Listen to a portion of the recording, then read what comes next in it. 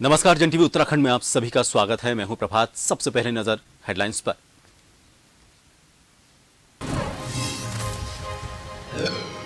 काशीपुर में रंगों के पर्व का खुमार चरम पर। आसपास के समूचे क्षेत्र में कुमाऊनी बैठक की होली की धूम। एक दूसरे को अबीर गुलाल लगाकर दे रहे शुभकामनाएं।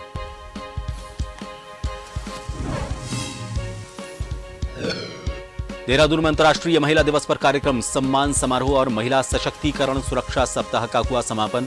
सीएम धामी ने उत्कृष्ट कार्य करने पर किया सम्मानित।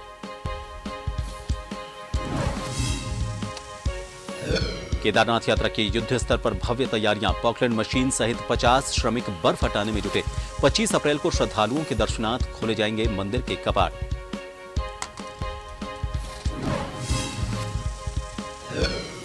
उत्तराखंड पुलिस को अलग अलग मामलों में मिली सफलता। फायरिंग और लूट मामले में आधा दर्जन बदमाशों को दबोचा। रुड़की, हरिद्वार और सिडकुल में कार्रवाई को दिया अंजाम।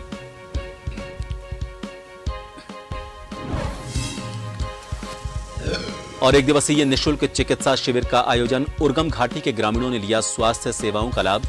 लगभग सभी प्रकार की बीमारियों से जुड़े स्पेशलिस्ट डॉक्टर हुए शामिल।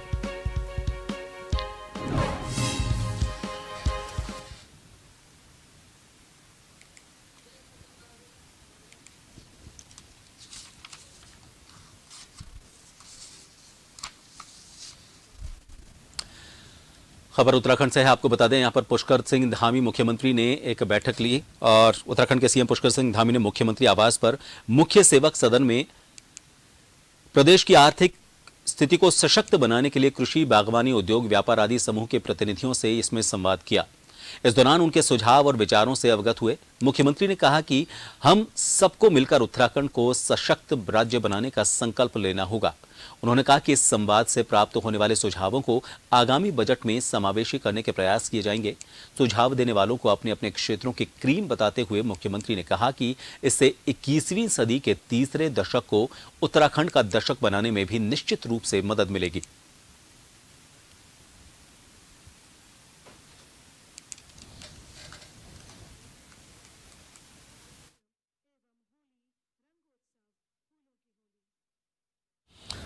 कोटद्वार के मालवीय उद्यान में होली मिलन समारोह का कार्यक्रम आयोजित किया गया, जिसका शुभारंभ विधानसभा अध्यक्ष रितु खंडूरी ने किया। कार्यक्रम में उपस्थित सभी लोगों को और महिलाओं को विधानसभा अध्यक्ष ने रंग लगाकर एक दूसरे को होली की शुभकामनाएं दी। इस दौरान विधानसभा अध्यक्ष ने महिलाओं के साथ मिलकर फिल्मी और गढ़वाली गानों पर जमकर डांस किया और होली को शांतिपूर्ण तरीके से मनाने की अपील की।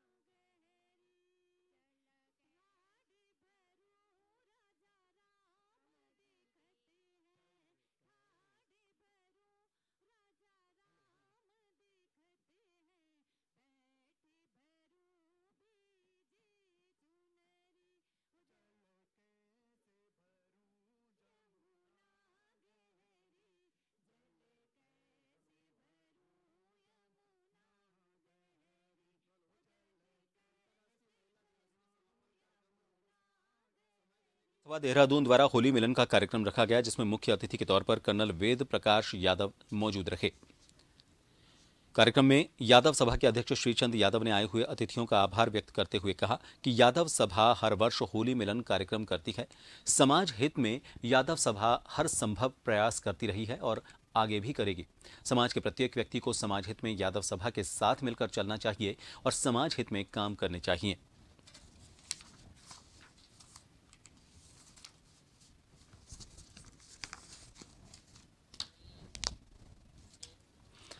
श्री केदारनाथ धाम के कपाट 25 अप्रैल 2023 को श्रद्धालुओं के दर्शनार्थ खोल दिए जाएंगे।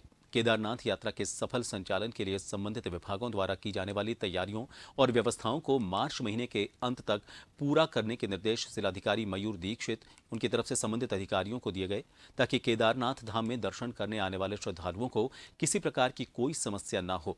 केदारनाथ धाम में की जाने वाली तैयारियों और व्यवस्थाओं को समयबद्धता के साथ करने के मकसद से केदारनाथ पैदल मार्ग से DDMA द्वारा बर्फ हटाने का काम भी तेजी से किया जा रहा है।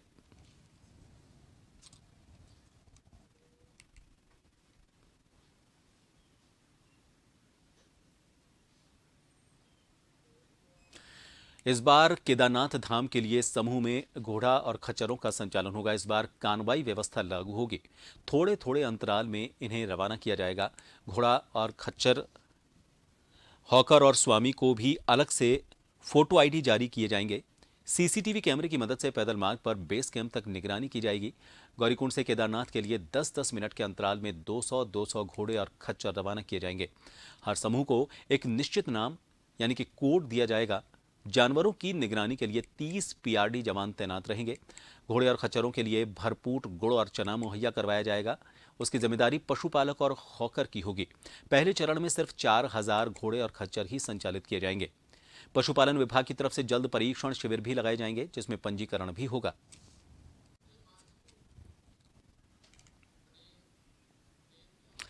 रुद्रप्रयाग से हमारे संवाददाता हिमांशु बरमोला इस वक्त फोन लाइन पर बने हुए। हिमांशु, इस बार कुछ नई व्यवस्था की बात सामने आ रही है ताकि शांतिपूर्ण तरीके से हो, हौच-पौच ना हो और व्यवस्थाएं ऐसी रहें कि न तो जानवरों को कोई परेशानी हो और ना ही श्रद्धालुओं को।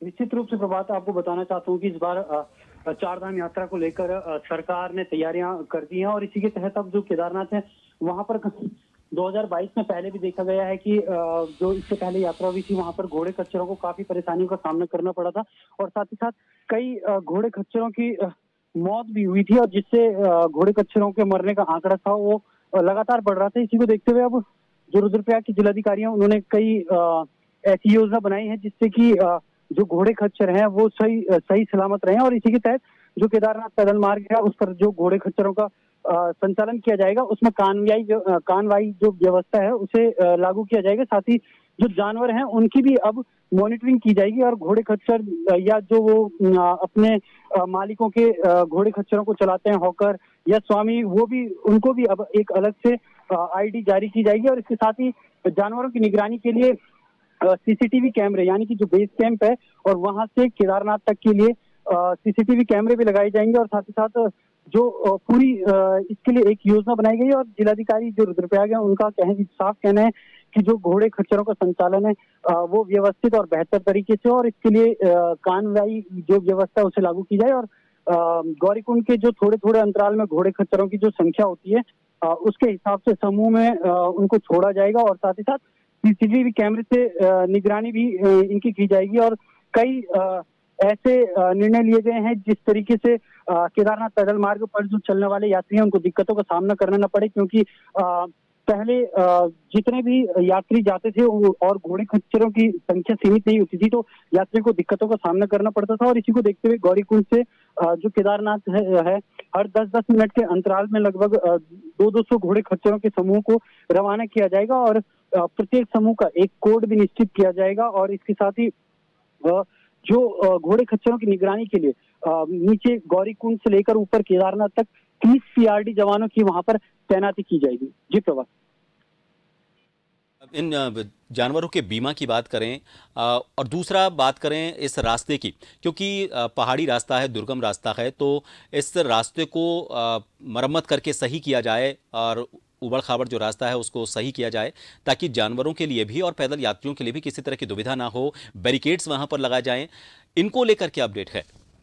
निश्चित रूप से जब से केदारनाथ पुनर्निर्माण का कार्य शुरू किया गया था 2013 की आपदा के बाद, तब से तब से ही ये तमाम तरीके से रास्ते को सही करने के दिशा निर्देश दिए जाते रहे हैं और लगातार हो भी रहे हैं। और ये जो रास्ता है पहले वो बहुत पतला हुआ करता था, अब 6 फीट से ऊपर का वो रास्ता बना दिया गया है ताकि एक साइड से आने वाले लोग और एक साइड से जाने वाले लोग आराम से श्रद्धालु उस पैदल मार्ग पर चल सकें। साथ ही साथ घोड़े खच्चरों के बीमा की बात करें तो घोड़े खच्चरों के बीमा के लिए जो जानवरों के बीमा के लिए उस पर पशुपालन विभाग लगातार कार्रवाई कर रहा है। और इसी के तहत 2022 में पहले ही पंजीकरण किया गया घोड़े खच्चरों का और जानवरों का। तो अब इसी प्रक्रिया को आगे बढ़ाते हुए पशुपालन विभाग भी घोड़े खच्चरों का बीमा करवाने की तैयारी कर रहे हैं, क्योंकि आमतौर पर देखा जाता है कि कुछ बुजुर्ग जो जानवर होते हैं जो बुढ़ापे के कारण चढ़ नहीं पाते हैं, लेकिन फिर भी उनके साथ उन्हें जबरदस्ती ऊपर चढ़ाया जाता है। तो इसको लेकर पशुपालन विभाग सख्त नजर आता हुआ दिख रहा है, क्योंकि पिछले साल जो मौतों का आंकड़ा था वो काफी बढ़ गया था। तो इस जो 2023 में होने वाली यात्रा है इसको देखते हुए जो पशुपालन विभाग है वो व्यवस्थित तरीके से यात्रा करवाना चाहता है, और ताकि जानवरों को कोई परेशानी का भी सामना उन्हें भी न करना पड़े। जी सवाल। और अभी पिछले कुछ दिनों में अगर हम पहाड़ी इलाकों की बात करें, उत्तराखंड की बात करें, वहां पर कुछ इलाकों में जो कुदरती आपदाएं आई थी, जमीन धंसने की या मकानों की दरारों की बात करें, चूंकि पहाड़ी इलाका है, ऐसे में कश्मीर में भी इस तरह के हालात सामने आए थे। तो इन प्राकृतिक आपदाओं से निपटने के लिए क्या इमरजेंसी या फिर कहें कि आपदा प्रबंधन जो टीमें हैं उनको किस तरह से मुस्तैद किया गया है? निश्चित रूप से जब ये यात्रा का संचालन किया जाता है तो उस वक्त जो आपदा प्रबंधन विभाग है वो पूरी सतर्कता बरतता है। साथ ही साथ जो पुलिस विभाग है वो भी इस पर नजर बनाए रखता है कि कहां पर तुरंत सूचना मिले और तुरंत इस सूचना को आपदा प्रबंधन विभाग तक पहुंचाया जाए। क्योंकि हिमांशु, इस बार कोई विशेष इंतजाम किए गए हैं क्या? क्योंकि पिछली जो घटनाएं हैं उसकी वजह से जाहिर तौर पर यहाँ जो तीर्थयात्री आ रहे हैं उनके मन में भी थोड़ा सा शक व शुबा होगा इस बात को लेकर कि क्या विशेष इंतजाम इस बार है?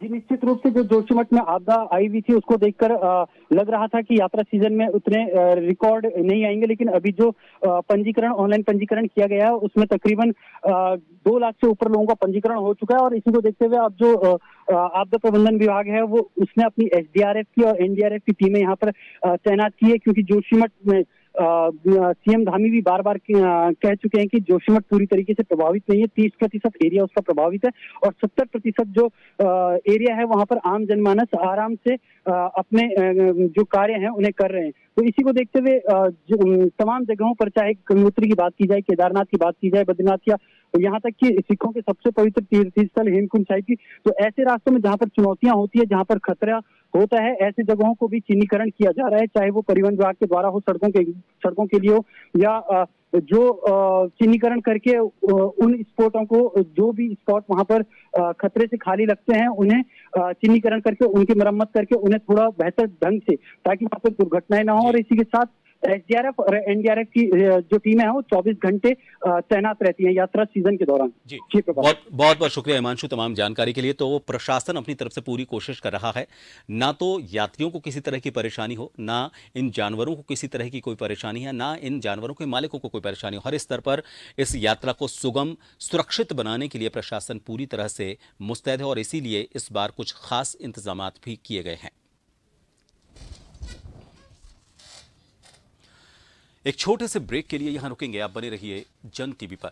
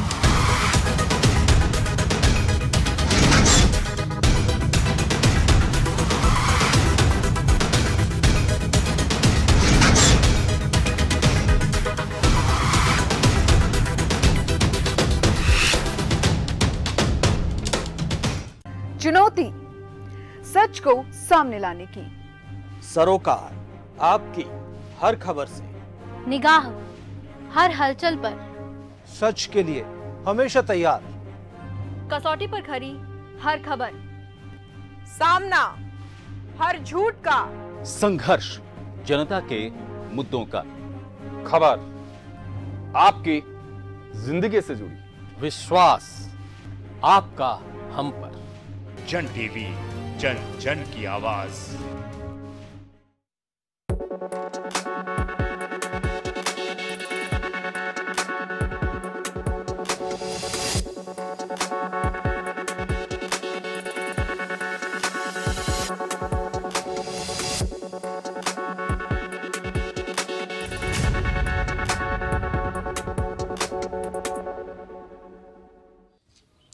जन टीवी उत्तराखंड में एक बार फिर आप सभी का स्वागत है। खबर ऋषिकेश से है। ऑल वेदर रोड बनने से साल भर चार धाम यात्रा चलेगी, ये गडकरी का कहना है। आपको बता दें, दिल्ली देहरादून एक्सप्रेसवे का निर्माण कार्य इस साल दिसंबर तक पूरा हो जाएगा। जनवरी 2024 से देहरादून से दिल्ली का सफर 6 घंटे का नहीं बल्कि महज 2 घंटे का रह जाएगा। दिल्ली के अक्षरधाम से एक्सप्रेसवे शुरू होगा और हरिद्वार को भी कनेक्ट किया जाएगा।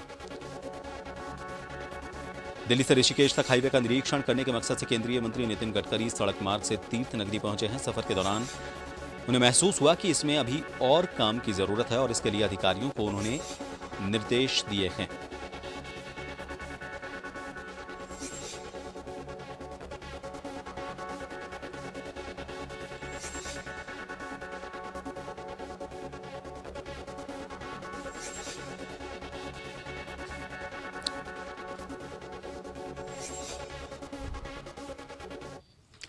और उत्तराखंड से हमारे bureau chief SN Pant ji इस वक्त फोन लाइन पर बने हुए हैं।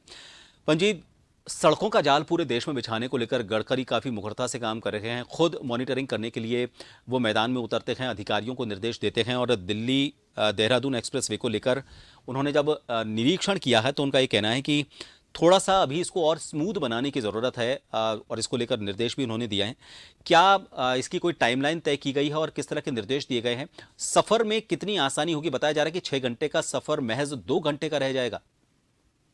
बिल्कुल प्रभात जी, देखिए उत्तराखंड में ऑल वेदर रोड का प्रोजेक्ट भारत सरकार का ड्रीम प्रोजेक्टों में से एक है, क्योंकि उत्तराखंड के बद्री, केदार और गंगोत्री, यमुनोत्री में 12 महीने चारधाम यात्रा चल सके, क्योंकि चारधाम यात्रा उत्तराखंड की आर्थिकी की रीढ़ है। ऐसे में प्रधानमंत्री का एक ड्रीम प्रोजेक्ट था और उसको साकार करने में केंद्रीय सड़क एवं परिवहन मंत्री नितिन गडकरी ने सबसे महत्वपूर्ण भूमिका। और उन्होंने सिर्फ यही नहीं, पूरे देश के साथ साथ उत्तराखंड में भी जो सड़कों का जाल और जो नेटवर्क बिछाया है उसकी गुणवत्ता, उसका तय समय में पूरा करना, ये उसके निर्धारित लक्ष्यों में रहा है। अब क्योंकि नितिन गडकरी जब उत्तराखंड के निजी दौरे पर आए तो जब उन्होंने इस बात को साझा किया और उन्होंने कहा है कि अब दिल्ली से देहरादून की दूरी महज 2 घंटे की रह जाएगी, यानी मैक्सिमम 2 से ढाई घंटा लगा करेगा, जो कि 6 घंटे का सफर है। वर्तमान में 6 घंटे का सफर, क्योंकि नेशनल हाईवे है 58 नेशनल हाईवे को पूरे तरीके से, जहां पर मोहन और बिहारीगढ़ से तकरीबन 22 किलोमीटर का जो एरिया है जिसमें जेल में सड़कें जाती है, वहां पर सीधे एलिवेटेड रोड बनाई जाएगी और काम उसका द्रुत गति से आगे चल रहा है, उसको भी पूरा किया जाएगा। उन्होंने साथ ही साथ कहा है कि 2023 के एंड तक कहीं ना कहीं एलिवेटेड रोड बनकर तैयार हो जाएगा। इसके अलावा ऑल वेदर रोड का जो प्रोजेक्ट है, जो कि क्लियरेंस की वजह से रुक गया था, उसको भी तय समय पर 2024 से पहले पूरा कर लिया जाएगा। सिर्फ इतना ही नहीं, उन्होंने कहा कि अक्षरधाम से लेकर के दिल्ली, देहरादून, हरिद्वार के बीच जो एक्सप्रेसवे तैयार किया जाएगा, उससे भी लोगों को आवाजाही में कई प्रकार की जो दिक्कतें आती थी वो दूर हो जाएगी।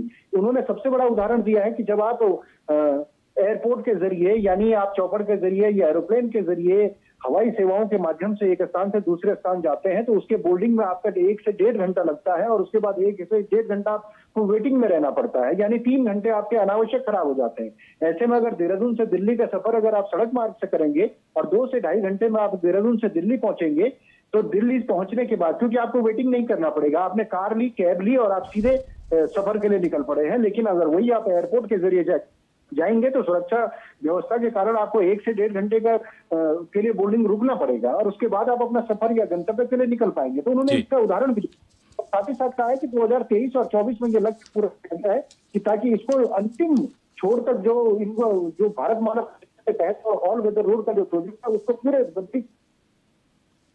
सही तरीके से क्रियान्वित किया जाएगा। लेकिन साथ ही साथ उन्होंने ये भी कहा है कि ये 12 सड़क जो बनाई गई है, जो बन रही है, उसमें लैंडस्लाइड होने की गुंजाइशें अभी बरकरार रहेगी, क्योंकि उत्तराखंड में जोन नंबर 4 और 5 में उत्तराखंड के लैंडस्लाइड का एरिया आता है। ऐसे में वहां पर स्थानीय लोगों को या टूरिस्ट को या जो लोग जा रहे हैं उनको भी सावधानी बरतनी होगी। बहुत बहुत शुक्रिया पंत साहब हमसे जुड़ने के लिए। तो ऑल वेदर रोड बनाई जा रही है साल भर ताकि यात्राएं इस पर हो सकें, लोगों का समय बच सके। चूंकि चारधाम यात्रा उत्तराखंड की आर्थिक व्यवस्था को मजबूत करने के लिए सबसे मजबूत स्तंभ एक तरह से कहा जाता है, तो ऐसे में सरकार चाहती है कि यहां पर 12 महीने चारधाम यात्रा का सफर होता रहे, सुगम लोगों को सुविधाएं मिलें, और इसी दिशा में केंद्र सरकार भी काम कर रही है और गडकरी का यही मकसद है कि जल्द से जल्द इस रोड को पूरा किया जाए। खबर उत्तराखंड के रुड़की से है। यहां पर 3 मार्च की शाम को भरे बाजार में एक युवक को गोली मार दी गई। इसके बाद आरोपी मौके से फरार हो गए थे। इसके बाद मौके पर पहुंची पुलिस ने मामले की छानबीन शुरू की। मामले को आगे बढ़ाते हुए गंग नहर पुलिस ने एक टीम गठित कर आरोपितों की तलाश शुरू की, जिसमें पुरानी रंजिश का मामला सामने आया। 3 आरोपितों को पुलिस ने अब तक गिरफ्तार किया है। हरिद्वार एसपी क्राइम के मुताबिक जल्द ही बाकी आरोपितों को भी गिरफ्तार कर लिया जाएगा। शाम के टाइम पे किसी लोकल व्यक्ति द्वारा कोतवाल साहब को फ़ोन करके अवगत कराया गया था कि ऐसे एक फायरिंग इंसिडेंट उनके बाजार क्षेत्र में हुआ है, जिस पर तत्काल संज्ञान लेते हुए थानाध्यक्ष महोदय वहां पहुंचे और जब घटनाक्रम के बारे में जानकारी प्राप्त हुई तो उनको पता चला कि एक फायरिंग हुई है वहाँ पे, जिसमें घायल व्यक्ति को अस्पताल ले जाया गया। क्योंकि इसमें मृत्यु नहीं हुई थी, व्यक्ति सिर्फ घायल हुआ था, अन्य चोट भी उसके वाइटल ऑर्गन पर नहीं थी, उसका वो उपचाराधीन है, अभी उसका इलाज चल रहा है। पता करने पे यह संज्ञान में आया है कि ये जो घटनाक्रम हुआ था ये पुरानी रंजिश के चलते हुआ था। राशिद नाम के व्यक्ति सुलेमान एंड जो मुकीम है वो आपस में परिचित थे, जिसमें राशिद सुलेमान का रिश्तेदार है और राशिद ने इसमें फायर झोंका है मुकीम पे। चूँकि मामला पैसों के लेन देन को लेकर का था, ये कहीं ना कहीं आपसी रंजिश में तब्दील हुआ, जिसकी वजह से पूरा घटनाक्रम कारित हुआ। और अभी अभियुक्त हैं जो वांछित चल रहे हैं, जल्दी उनकी गिरफ्तारी हेतु भी। 17 जनवरी को वादी ब्रिजेश नारायण गोयल के साथ 2 अज्ञात व्यक्तियों द्वारा उसकी दुकान में घुसकर तमंचे के बल पर लूट का मामला सामने आया था। उनके गले की सोने की चेन और मारपीट कर लूटने संबंधी मुकदमा कोतवाली रानीपुर में दर्ज करवाया गया था। मामले को लेकर थाना रानीपुर से अलग अलग पुलिस टीमें गठित की गई। पुलिस टीम ने लगातार सीसीटीवी कैमरों सहित अन्य महत्वपूर्ण साक्ष्यों के आधार पर मेहनत की और 2 व्यक्तियों सनी सैनी और सनी कुमार को हर की पैड़ी सीसीआर के पास से लूटे गए जेवरात और घटना में इस्तेमाल तमंचा और मोटरसाइकिल के साथ धर दबोचा। ये 17 जनवरी का मैटर है। एक मिस्टर ब्रिजेश हैं, वो अपनी दुकान में बैठे हुए थे और शाम के करीब 2 बदमाश आए और तमंचे की नोक पे उनको डराए भी और उनसे एक चेन उनके गले में थी वो और 2 अंगूठियां उनसे छीन के लेके गए। और ये कि भरी बाजार में एक डेयरिंग एफर्ट किया गया था इन बदमाशों के द्वारा, तो रानीपुर की टीम को लगाया भी गया था और कई टीम इसमें लगी हुई थी। और जो बदमाश थे ये बाद में पिन पॉइंट कर लिए गए थे और इनके पीछे हमारी टीम लगी हुई थी। कल हर की पैड़ी के पास से सनी सैनी और सनी कुमार नाम के 2 जो बदमाश हैं उनको गिरफ्तार किया गया। उनके पास से तमंचा और वो बाइक भी थी जिस बाइक से उन्होंने लूट को अंजाम दिया था, और पूछताछ के बाद उनके पास से ही वो चेन, पेंडेंट सेट और 2 अंगूठी की। सिडकुल पुलिस ने 50 लाख की रंगदारी मांगने वाले कुख्यात बदमाश सुनील राठी के गुर्गे सुशील गुर्जर को गिरफ्तार कर लिया है।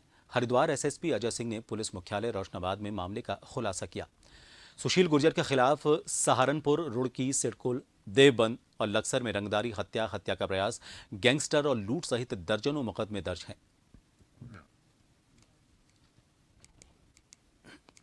13 फरवरी को जो है इसमें वादी रविकांत है, उन्होंने एक शिकायत दर्ज कराई थी थाने पर कि उनका एक विवाद चल रहा है मुजफ्फरनगर के व्यक्ति से, और इसमें जो है सुनील राठी ने उनको फ़ोन के द्वारा और उसमें अन्य लोग जो सुशील गुर्जर मिरकपुर सहारनपुर का रहने वाला और अन्य लोगों ने उनसे उस प्लॉट के एवज को मामला सेटल करने के लिए धमकी दी है। साथ ही साथ 50 लाख रुपए की रंगदारी मांगी, जिस पर मुकदमा एक्सटॉर्शन में दर्ज कर लिया गया था। इसके बाद साक्ष्यों की तलाश में पुलिस लगातार, जो हमारी सीआईयू और एसओजी टीम है और सिडकुल थाना पुलिस है, इन्होंने सारे एविडेंस को कलेक्ट किया। चूँकि उसके बाद जो है कल देर रात जो है सुशील गुर्जर जो पूर्व से इस पर हत्या और काफ़ी सारे मामले दर्ज हैं, गैंगस्टर के मामले दर्ज हैं, उसकी गिरफ्तारी की गई है। उसके पास से एक इम्पोर्टेड पिस्टल मिली है जो अवैध रूप से गलत तरीके से पंजाब के तरन तारण से फर्जी एड्रेस दिखाकर बनवाई गई थी। इन सभी खबरों के साथ इस बुलेटिन में फिलहाल के लिए इतना ही। नमस्कार।